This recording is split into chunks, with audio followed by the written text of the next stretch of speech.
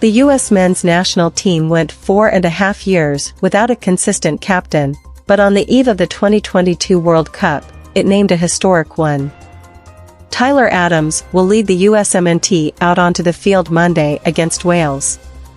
When he does, he'll be the youngest captain at this World Cup, and the first black man to captain the US throughout any World Cup.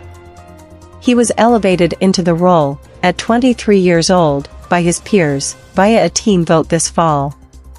Adams has previously captained the team 9 times, but only for a game at a time on a rotating basis.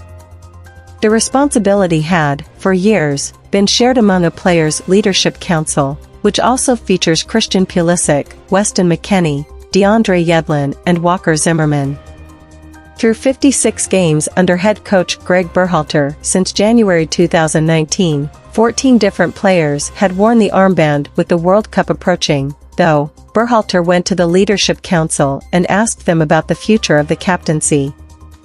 They thought it best to name a permanent captain. And Adams, a pitbull-like defensive midfielder from Wappingers Falls, New York, was always the most logical choice. He is a natural leader, with words and by example.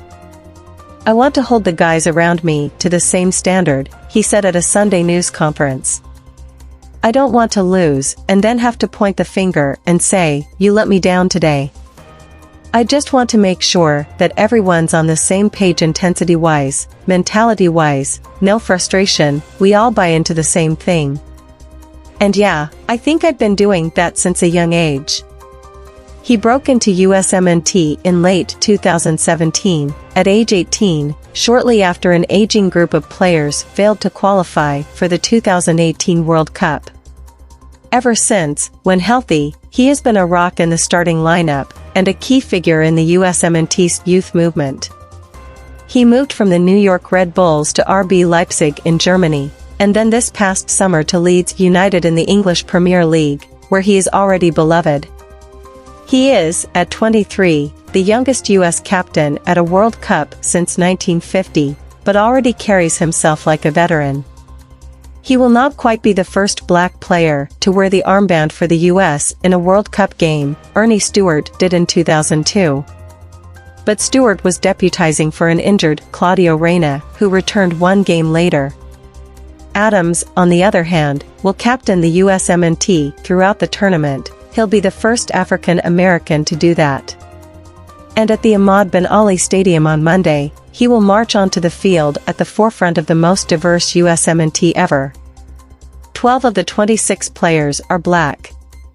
And that, in what has often been viewed as a rich white kid sport in America, is significant. It's not a secret that African Americans lean toward basketball, lean toward American football, lean toward baseball, lean toward other sports, McKennie said at a Saturday news conference. "In my neighborhood, in Texas, you rarely saw any African American kids playing soccer.